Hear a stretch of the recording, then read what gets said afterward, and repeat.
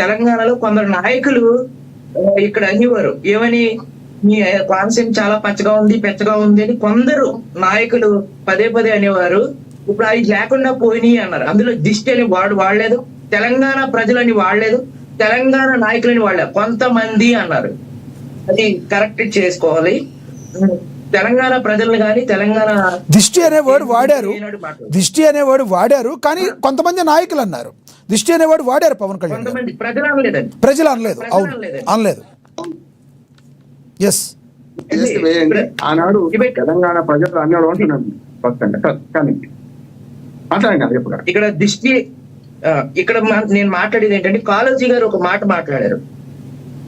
ఏంటంటే, స్వతంత్ర రాష్ట్రంలో అవినీతి చేసేవాడిని ఇక్కడే బొంద పెడతామని చెప్పారు ఆయన రచనలు. స్వతంత్ర రాష్ట్రం లేదు, ప్రాంతం వాడే దోపిడీ చేస్తే ప్రాంతంలో ఇక్కడే పాతి పెడతాం, ప్రాంతం వాడాలని స్వతంత్ర రాష్ట్రం ఏమంటే ప్రాంతం వాడే దోపిడీ చేస్తే ప్రాంతంలో పాతి పెడతాం. ఇంకా ఇప్పుడు అదే అక్కడికి వస్తున్నాండి. ఇప్పుడు తెలంగాణ ఉద్యమం 1969 నుంచి 2009 వరకు కూడా అనేక మంది మరణించారు. వారి మరణించిన వాటిలో యాదయ్య గారు ఉన్నారు, శ్రీకాంతాచారి ఉన్నారు, వేణుగోపాల్ రెడ్డి ఉన్నారు. వీళ్ళంతా ఆత్మార్పణం చేశారు. మరి ఆ కుటుంబాలు ఇప్పుడు మాట్లాడుతున్న పొన్నం గారు కానీ, కేసీఆర్ గారు కానీ, కేటీఆర్ గారు కానీ వాళ్ళ కుటుంబాలకే టికెట్లు ఇస్తానని చెప్పారు. అసలు ఇచ్చారా? ఇప్పుడు నేను తెలంగాణలో ఉన్నటువంటి నాయకులు నేను ప్రశ్నిస్తున్నాను.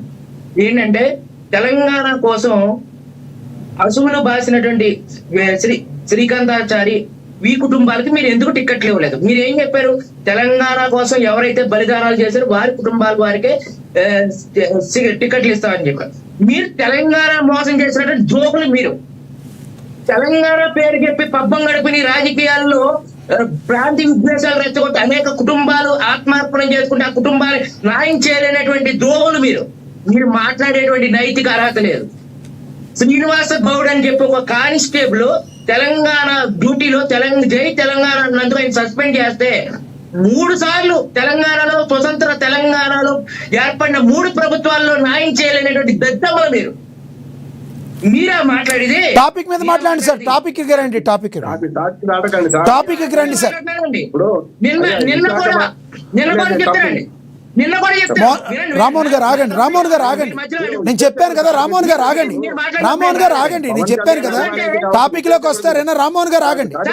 పవన్ కళ్యాణ్ గారు అభిమాని కాదు సార్, ఆత్మ కోసం ఇది. చనిపోయిన కుటుంబాలని నాశనం చేసేసారండి. నా ఫ్రెండ్ శ్రీకాంతాచారి మా ఫ్రెండ్ అండి ఆయన.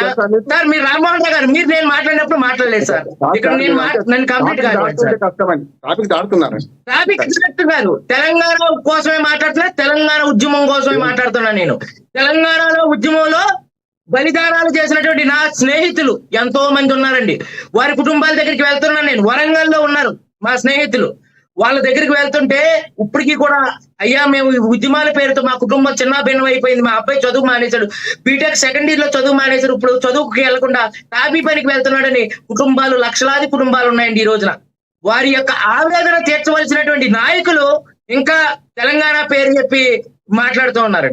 మిగులు బడ్జెట్ తో ఉన్న తెలంగాణ రాష్ట్రాన్ని నాశనం చేసింది ఎవరు? ఫామ్ హౌస్ తో వేలాది ఎకరాలు తెలంగాణ భూములు దోచుకున్నది ఎవరు? వీళ్ళు కదండి. వీళ్ళు కదా శిక్షించాల్సింది. తెలంగాణ ద్రోహులు వీళ్ళు కదా. మరి తెలంగాణ ద్రోహులు, తెలంగాణకు అన్యాయం చేసిన వాళ్ళు తెలంగాణ ద్రోహులు అవుతారు. మరి దాంట్లో వేరే వ్యక్తులు ఎలా అవుతారు తెలంగాణ ద్రోహులు? తెలంగాణ కోసం ప్రాణదానాలు చేసినటువంటి వ్యక్తులకి ఈ రోజున కనీసం పట్టించుకోకుండా వదిలేశారు. రెక్కాడితే డొక్కాడిన అనేక కుటుంబాలు, ఉస్మానియా విద్యార్థులు వేలాది మంది జాబులు పోగొట్టుకున్నారు. దాదాపు ట్రాన్స్కో, జెన్కో, పోలీస్ శాఖలో దాదాపు 270 మంది జాబులు పోగొట్టుకుంటే 3 ప్రభుత్వాలు వచ్చిన ఈ రోజు వరకు కూడా తెలంగాణ ఉద్యమం కోసం జాబులు పోగొట్టుకున్న వాళ్ళకి ఎందుకు మీరు ఆదుకోలేదు అని అడుగుతున్నాను. అంటే ఆ కుటుంబాలు రోడ్డును పడిపోలా?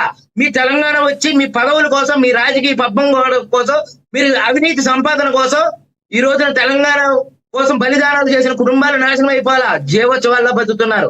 నా ఫ్రెండ్ శ్రీనివాస్ గౌడ్ అండి, అతను నా స్నేహితుడు. మీ ఇద్దరం కలిపి ఎస్ఐ ప్రిపేర్ అయ్యాం. జై తెలంగాణ అన్నందుకు ఆయన జాబ్ తీసేశారు. 3 ప్రభుత్వ కాలాల్లో కూడా ఇప్పటికీ కూడా 12 సంవత్సరాల పైన అయ్యింది, 13 సంవత్సరాల కాలం అవుతుంది, ఇప్పటికీ జాబ్ ఇవ్వలేదండి. ఆయన ఒక చిన్న సంస్థ నడుపుకుని బతకవలసి వచ్చిందండి. అంటే తెలంగాణ రైట్. అయ్యప్ప గారు ఒకటి చెప్పండి. నిన్న పవన్ కళ్యాణ్ గారు చేసిన వ్యాఖ్యల ద్వారా పవన్ కళ్యాణ్ గారు తెలంగాణ మీద విషం చిమ్ముతున్నారనే కొంతమంది నేతలు ఉంటే, అసలు ఆవిర్భావ దినోత్సవం రోజే పవన్ కళ్యాణ్ గారు పెట్టాల్సిన అవసరం ఏంటి? మరొక రోజు పెట్టుకోవచ్చు కదా. కారణం ఏదైనా ఉందంటారా? సార్, తెలంగాణలో ఆయన జీవిస్తున్నారు, ఆయన ఇల్లు తెలంగాణలో ఉంది, ఆయన కూడా తెలంగాణ పక్క రాష్ట్ర ఉప ముఖ్యమంత్రి, అది మర్చిపోతున్నారు మీరు. ఎక్కడ జీవించినా కూడా సార్ పక్క రాష్ట్రంగా సార్. ఒకటి ఇప్పుడు నేను ఒకటి చెప్తానండి, ఆయన మొత్తం ఆయన ఉన్నది అంతా కూడా ఇప్పుడు మన పక్క రాష్ట్రాల్లో ఇప్పుడు బండారు దత్తాత్రేయ గారు పక్క రాష్ట్రం గవర్నర్, అంత మాత్రం తెలంగాణ వాసి కాకపోతారండి? అంటే పక్క రాష్ట్రానికి గవర్నర్ అయినంత మాత్రాన ఈ వాసి కాదు కదా. ఇప్పుడు నేను చాలా మంది ఆంధ్రాలో జీవించి ఉన్నటువంటి వ్యక్తులు ఎంతో మంది మైగ్రేట్ అయ్యి అక్కడ జాబుల కోసం వలస వచ్చి అక్కడే వాళ్ళ జీవన విధానం సాగించారు.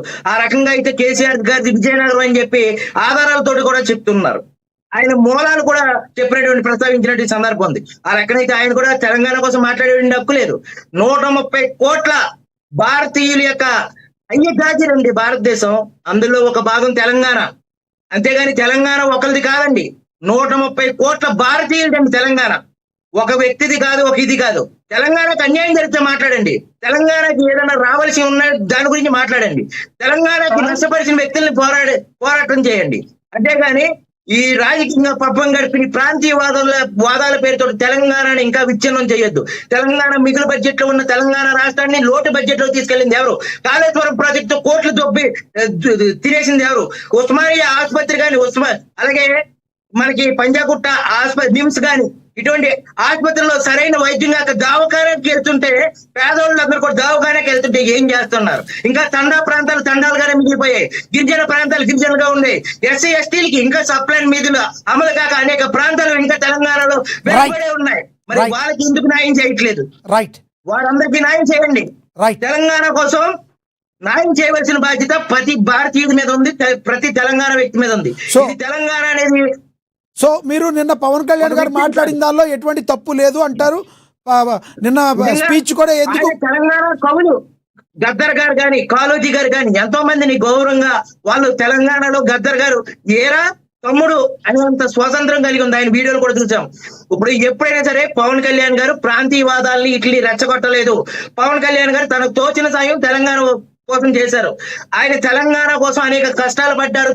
తెలంగాణను దోచుకున్నటువంటి అనేక మంది నాయకులు ఉన్నారు. తెలంగాణ యొక్క నాయకుల యొక్క ఆస్తులు పెడితే జాతీయం చేస్తే ఈ రోజు తెలంగాణ తరగని బడ్జెట్లో కూడా పెట్టచ్చు. అయ్యప్ప గారు మళ్ళీ మాట్లాడతాను. మనతోటి కత్తి వెంకట స్వామి గారు, సీనియర్ రాజకీయ నాయకులు, కాంగ్రెస్ నేత, ఆయనతో మాట్లాడదాం. కత్తి వెంకట స్వామి గారు నమస్తే సార్. నమస్కారం, చెప్పండి. వెంకటస్వామి గారు, నిన్న ఏదైతే ఆవిర్భావ దినోత్సవం, తెలంగాణ ఆవిర్భావ దినోత్సవం రోజు పవన్ కళ్యాణ్ గారికి సభ పెట్టడానికి అనుమతి అయితే రాలేదు. కోర్టుకు వెళ్ళినప్పటికీ కూడా కోర్టు కూడా నిరాకరించింది. కానీ అదే పరిస్థితుల్లో ఈవినింగ్ టైంలో ఆయన ప్రెస్ మీట్ పెట్టారు. ఆ ప్రెస్ మీట్ పెట్టి మాట్లాడిన విధానాన్ని తెలంగాణలోని మెజారిటీ నాయకులు కావచ్చు, కొంతమంది నేతలు దీన్ని ఖండిస్తున్నారు. పవన్ కళ్యాణ్ మాట్లాడిన విధానం తప్పు, నిన్న జరిగిన సమయం తప్పు అని మాట్లాడేవాళ్ళు కూడా కేటీఆర్ గారు కూడా మాట్లాడారు. మీరు ఎలా చూస్తారు, ఏమంటారు మీరు?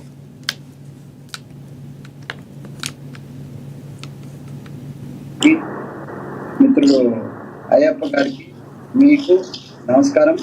నమస్తే సార్. విషయం ఏంటనంటే, చర్చ అంతా ఒక అతిథి నటుని గురించి చర్చ జరుగుతుంది. అయ్యప్ప గారు అన్నట్టుగా ఇక్కడ ఇల్లు ఉండొచ్చు, కానీ తెలంగాణ విషయానికి వస్తే ఆయన అతిథి నటుడు మాత్రమే. ఆయన వచ్చినంత మాత్రం ఇక్కడ కొంపలు మునిగేస్తే ఏం లేదు. మా పార్టీ కానీ మా ప్రభుత్వానికి కానీ పెద్ద అభ్యంతరాలు. కాకపోతే ఆయనే తెలంగాణ ప్రజలను తప్పించారు.